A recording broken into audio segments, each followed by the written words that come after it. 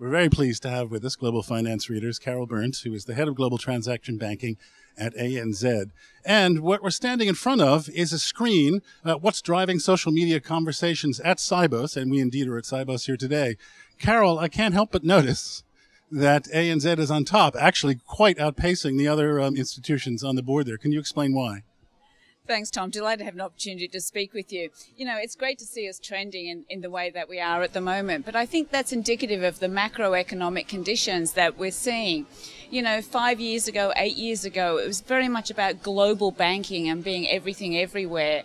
And what we've seen through the regulatory environment, the downturn in markets, the slowdown, even in markets like China, is people moving more to a regional perspective. For us at the banks, we can't be everywhere and everything, and our capital can only stretch so far. I joined ANZ earlier this year. It's been 4 months. It's been an exciting 4 months. And what I enjoy about this organisation is it's defined its geographical boundaries and its product boundaries. And its purpose is to be really good in those places and connect our clients in other places. So we're pleased to see this trending here at Sibos.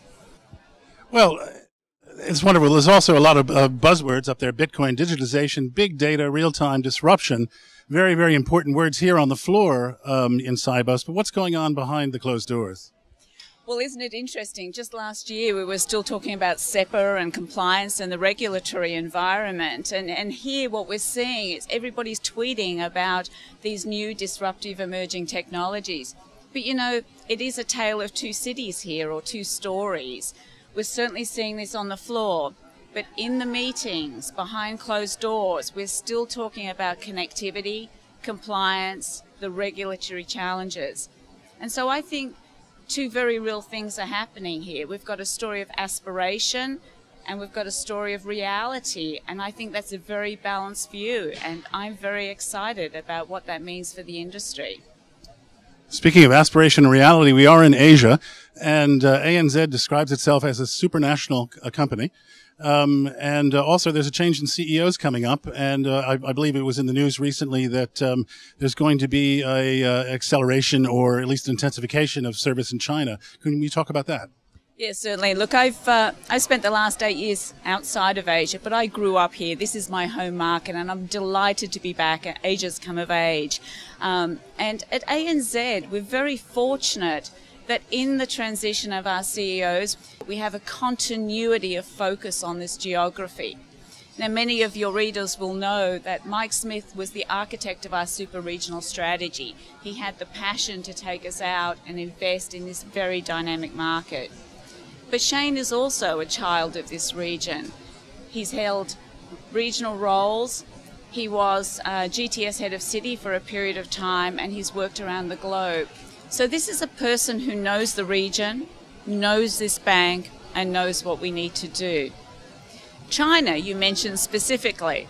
I was just there last week. I hadn't been there for 8 years. And what struck me is almost how normal it had become. You know, a lot of the things that we said were going to happen, the opening up of the financial markets, the renminbi becoming a more mobile currency, are all starting to play out. And of course, last week we launched, or China launched, the new clearing system, and the interbank system, and we're very, very proud to be a part of that. So we see China delivering on their commitment to be a founding and important member of the global financial community. And for us and for our clients, it's a market we'll continue to invest in, because no one can debate the importance of China or the importance of the renminbi. Very, very interesting. We were talking yesterday a little bit about what happens during crises, and we've been talking around Sibos, and apparently corporate treasurers, perhaps a little bit wounded by what's happened in the past, are worried about a crisis coming up. What happens to global banks when crises strike, and what happens to supranational banks? Well, you know, it's interesting. In a crisis, people generally revert to what they're really good at. And sometimes that's a product-centric focus, and sometimes it's a geographic center focus.